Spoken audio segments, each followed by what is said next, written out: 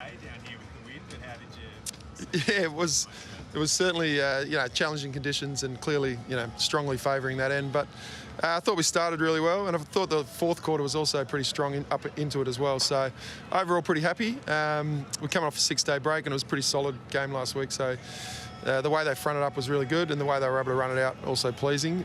In the middle 2 quarters, probably GWS maybe had the better of it, but we were able to hold on and get a pretty good result. And what was it that made you allowed you to sort of make the most of that breeze in the first half, lock the ball forward? Yeah, well, Q1, first quarter, our stoppage work was really strong. We were winning clearance pretty comfortably, and obviously that let the ball live down in our end. We kicked a little bit inaccurately during that period, but it was off the back of clearance win in Q1. And then in the last quarter, I thought we started to use the ball a little bit better going back up into the breeze, and had a few opportunities that we probably could have taken another 1 or 2 as well. So overall, 2 quarters pretty good, 2 quarters just, but happy enough. And was it a case of sort of learning as to the conditions as yeah. the course of the day, and that gave you the confidence that you'll be able to, I guess, stifle the Giants in that last? Yeah, so it was probably had the advantage of playing with the breeze in the first. They played the extra one behind the ball.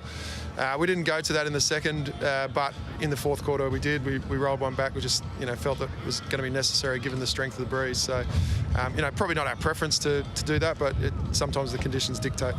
Daniel Ponte started the game well. Yeah. So much for her in a 75th game, Indigenous round as well. I guess no surprises. Yeah, no, she had a great game last week and a really solid game again today. But across 75 games, we watched her highlight reel during the week, and it was quite spectacular, to be honest. She's done some amazing things out on the footy field for us. So great for her to get to that milestone. And obviously Indigenous round is one that we really love celebrating, not just for Danielle but for the whole competition. You should have played that sort of sense yourself in this round. Well, as I said, last week was her 74th and not Indigenous round. She was pretty good that round too, so I think she sets herself for every game, and obviously we become even more aware of her brilliance on these days because it's highlighted. And Hatchard was able to, I guess, take the reins in the field and really get the game. I thought Hatchie's game was really strong. We're elite work rate, but also aerial in trickier conditions was really strong as well. So she was important for us.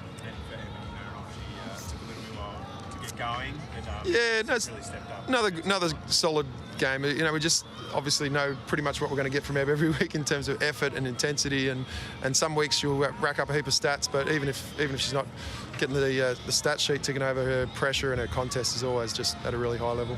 Where do you see the side to happen after, I guess, that disappointing loss first half? Yeah. A chance to, I guess, tune up a little bit since then. And test next week. Yeah, I think there's lots of elements of the game last week which weren't in our control. Like Geelong were holding sway for a good chunk, but they showed a lot of resilience to just stick out, and then ultimately had a really strong last quarter. And then a bit the same today. We weren't perfect by any stretch, but we just found ways to score and to win a game, and gets us to 2-1. We've got a bit of work to do still. We're certainly not the finished article, but we're in the mix.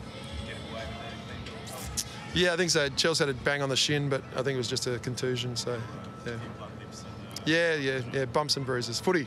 All right, thanks a lot, man. Cheers, mate. Thanks.